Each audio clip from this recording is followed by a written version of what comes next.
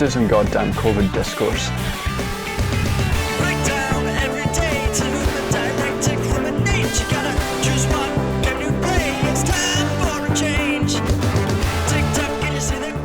Since this pandemic hit, there have been a number of think pieces and videos exploring government responses to this crisis, which in the UK has included magicking money off of the branches of the magic money tree. But there isn't a magic money tree that we can shake that suddenly provides for everything that people want. Aye, okay Teresa, I get you. But the news media coverage of this pandemic has been pretty flaccid. The focus has been on the immediate reality of the numbers of infected, the healthcare capacity and speculation on potential government responses, which is all valid, but it's inadequate. There's been no focus on the wider political context of the pandemic response. Why has our healthcare capacity been squeezed over the past 40 years, and even harder over the past 10? Why are we suddenly in need of volunteers to fill service gaps? And why so many people are in such precarious work with no ability to save and now thrown into an overwhelmed welfare system which has been deliberately designed to be exclusionary, difficult to navigate and punishing for all those who use it. The Tories have been in charge for 10 years cultivating this system, and yet no one's been challenging them on it. We can see pictures of the Tory Prime Minister applauding the NHS when it's been his party in government for the past 10 years laying the foundations for this catastrophe. This is a political crisis. I'm not politicising it, it's innately political. But what I want to get into here is how the neoliberal state in the UK specifically, but across the world more generally, was made entirely unprepared for a pandemic they knew was coming at some point, and how the health and welfare services were decimated by the ideological project of neoliberalism in the run-up to this crisis. I'll take each in turn, looking at the treatment of healthcare, then welfare under neoliberalism, before looking at how the treatment has deeply worsened the ability of our state to respond to this pandemic.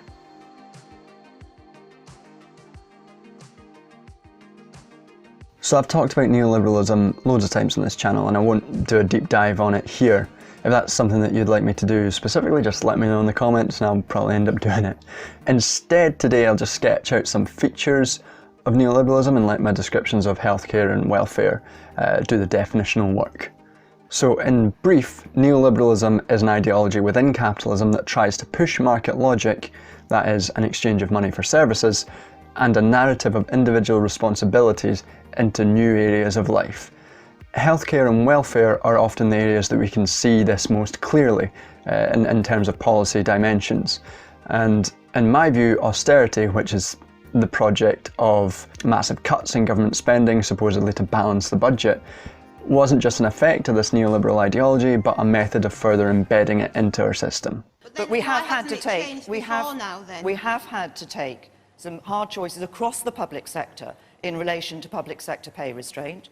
We did that because of the decisions we had to take to bring public spending under control, because it wasn't under control under the last Labour government. So what's happened to our NHS since Thatcher kicked off neoliberalism? Well, with an obsession with efficiency and an ideological hatred of quote-unquote big government, the Thatcher government began to quietly tighten funding for the NHS and introduce areas of marketisation to promote privatisations and voluntary sector involvement. This was the start of a 40-year period of squeezing the NHS through privatisation and marketisation with a neoliberal focus on increasing efficiency, which is another word for perceived redundancy. Under the neoliberal New Labour government, funding for the NHS increased, but the same ideological drive for marketisation and increased efficiency continued. The most famous example of this being privatisation of hospital cleaning staff, which was associated with declining standards, and the outsourcing of services, including public-private partnerships for hospital building. And this period came to a glorious culmination. This period came to a glorious culmination with the implementation of austerity. After the 2008 financial crash, you know, the last time that the neoliberal financialised economics were shown to be a complete fraud, then nothing changed for the people who caused the problem while everyone else was punished. That last time. Since then, we've been told that we have to be strict on spending, that we just can't afford to spend money on training nurses or doctors or building hospitals or having the state provide comprehensive healthcare. But there isn't a magic money tree. Never mind that just this winter, the British Thoracic Society, which represents specialist lung doctors and nurses, found that almost half of UK hospitals had been using the overflow beds that they'd created the previous winter throughout the entire year. In 2019, The Guardian found that since the beginning of austerity in 2010, over 17,000 hospital beds had been cut, so a record low number were now available. Professor John Bennett, the chair of BTS, said, "It's a sign of the intense year-round pressure that the NHS is under that more than half of hospitals have already opened extra winter beds to help them cope with cold season, and that many haven't closed them from last year. While an under-resourced NHS lung workforce is working tirelessly to provide the best possible care in the circumstances, we just can't carry on like this long term. We just can't carry on like this long term." This was said with the assumption that there wasn't going to be an immediate pandemic. The result of the neoliberal ideological apathy towards state provision of services and the associated obsession with efficiency or cutting out perceived redundancy has destroyed the ability of our NHS to respond to crises like the coronavirus. The past 10 years of Tory and Lib Dem austerity, can't forget the Lib Dems, has pushed our health service to breaking point, all while quietly privatising chunks of it and opening it up to market forces. It's likely that no matter what, we would have had to increase healthcare capacity in a pandemic like this. But what's clear is that because of 10 years of austerity and 40 years of neoliberalism, the amount that we have to cover is massively more than if we hadn't cut hospital beds to their lowest number ever. And the Tory Prime Minister is out there clapping for the NHS. Christ. This crisis has shown that public services, particularly healthcare, should not be run with money cost, never mind profit in mind. Looking at you, America. But the only goal for services like this should be the optimisation of the service, which has to include capacity building for future crises and a degree of redundancy. We can't run a service like this on efficiency's sake. It doesn't make sense. Clapping is a meaningless gesture if you've actively been undermining the service, Boris.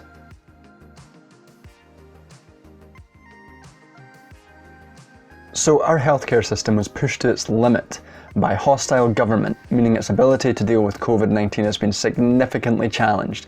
But what of the other dimensions of this pandemic? Lockdown has meant that people, particularly those in the gig economy, have been left jobless, without income and left to the winds of our terrible welfare system.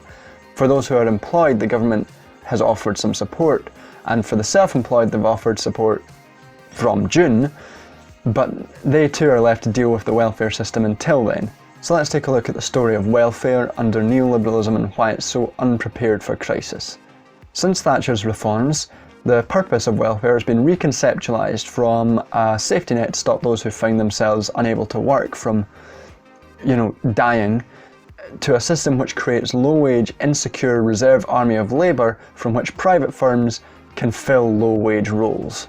This continued under the New Labour era, but was exaggerated under the period of austerity, which used the excuse of tightening our belts in this time of need to further wear away labour rights and slapping the top of New Labour's welfare policy and saying, "Yep, we can fit so much more shit into this piece of crap."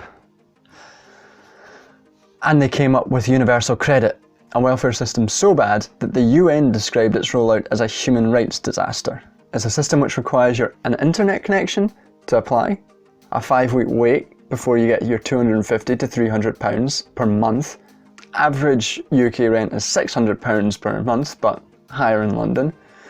And you need to spend 35 hours per week job hunting to keep it. Basically, since Thatcher, the priority of the welfare system has been restructured from a social safety net to a tool for producing cheap labour.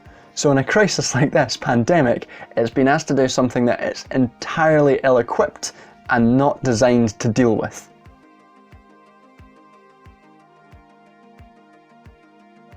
So how have these systems reacted to the Rona? Well, Our health service is near breaking point, with retired and training healthcare workers being drafted in as support, massive auxiliary hospitals being set up, and a huge influx of volunteers being drafted to prop up the system. And don't get me wrong, these people are admirable and amazing and we should be grateful to them. But the point is that this system should never have been pushed to breaking point before this crisis, never mind during it. And on the other side, many people have lost their jobs. I was a temp worker, had weeks of work cancelled on me, and it's a similar story for many people around the country who've been forced onto this awful welfare system which just can't cope. There were upwards of 500,000 new claimants in just 9 days a couple of weeks ago. And there's current queues of upwards of 150,000 waiting just to log on to the system. The government was recommending that people apply at quiet times between 12 AM and 4 AM to try and avoid the queues. This is a system forged in austerity and neoliberalism, which is totally inadequate as a safety net for people made suddenly unemployed. The government could have instituted a system of emergency universal basic income to overcome the total failure to construct a social safety net, but the Chancellor labelled this as ideologically difficult, meaning just that he didn't want to do it, probably because once it's created and people see that it's possible, it'll be harder to take away from them and further shaft people. So they remain with the pretense that the welfare system is in any way fit for purpose, which it wasn't before this crisis. Let me tell you, as someone who worked in welfare rights, we were struggling.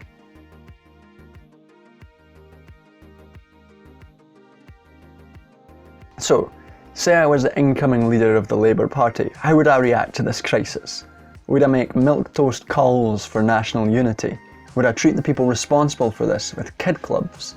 No, I would probably not do that. I would say that the crisis of COVID-19 has been made unbelievably worse by 10 years of austerity pushed onto the country by this Tory party.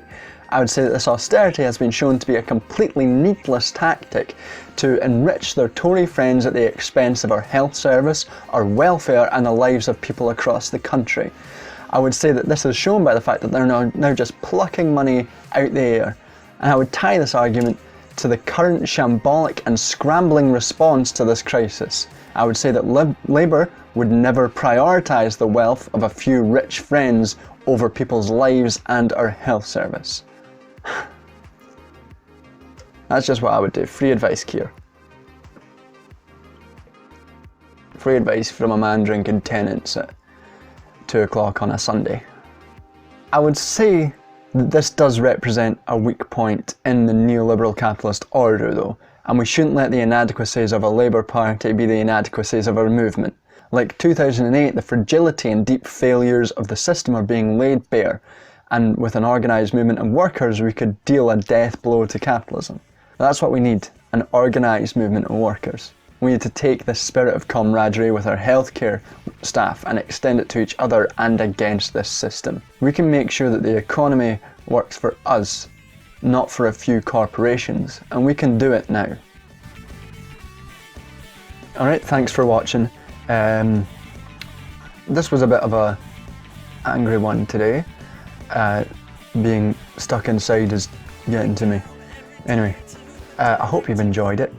If so, watch my other videos, like and subscribe and comment. You've got nothing else to do, frankly. And yeah, I'll see you next time. Cheers.